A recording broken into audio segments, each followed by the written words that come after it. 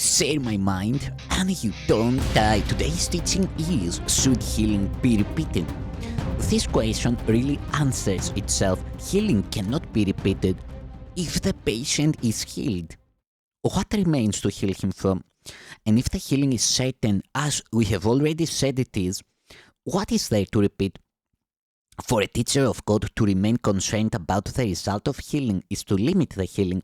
If it is now the teacher of God himself whose mind needs to be healed, and it is this he must facilitate. He is now the patient, and he must so regard himself.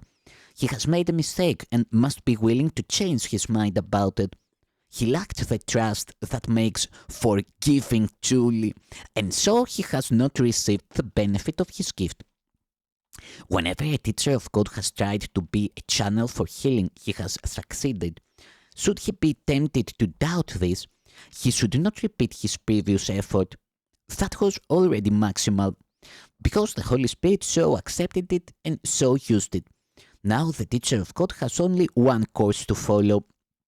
He must use his reason to tell himself that he has given the problem to one who cannot fail, and must recognize that his own uncertainty is not love but fear, and therefore hate.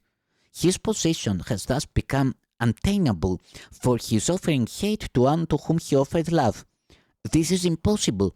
Having offered love, only love can be received. It is in this that the teacher of God must trust. This is what is really meant by the statement that the one responsibility of the miracle worker is to accept the atonement for himself. The teacher of God is a miracle worker because he gives the gifts he has received. Yet he must first accept them. He need do no more, nor is there more than he could do. By accepting healing, he can give it. If he doubts this, let him remember who gave the gift and who received it. Thus is his doubt corrected. He thought the gifts of God could be withdrawn. That was a mistake, but hardly one to stay with. And so the teacher of God can only recognize it for what it is and let it be corrected for him. One of the most difficult temptations to recognize is that to doubt a healing because of the appearance of continuing symptoms is a mistake in the form of lack of trust. As such, it is an attack. Usually, it seems to be just the opposite. It does appear unreasonable at first to be told that continued concern is attack. It has all the appearances of love. Yet love without trust is impossible. And doubt and trust cannot coexist. And hate must be the opposite of love, regardless of the form it takes. Doubt not the gift, and it is impossible to doubt its result.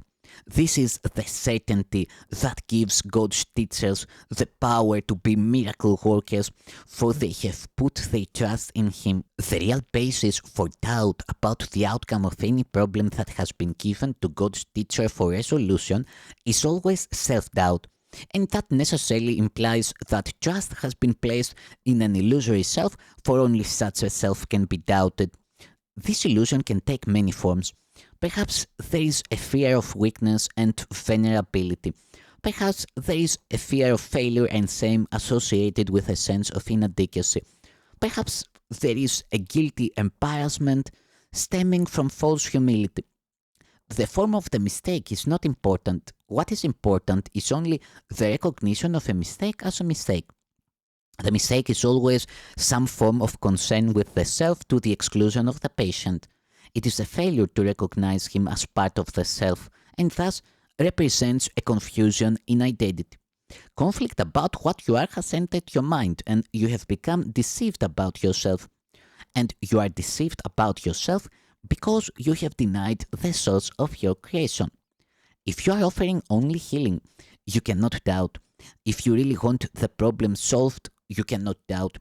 If you are certain what the problem is, you cannot doubt. Doubt is the result of conflicting wishes. Be sure of what you want, and doubt becomes impossible.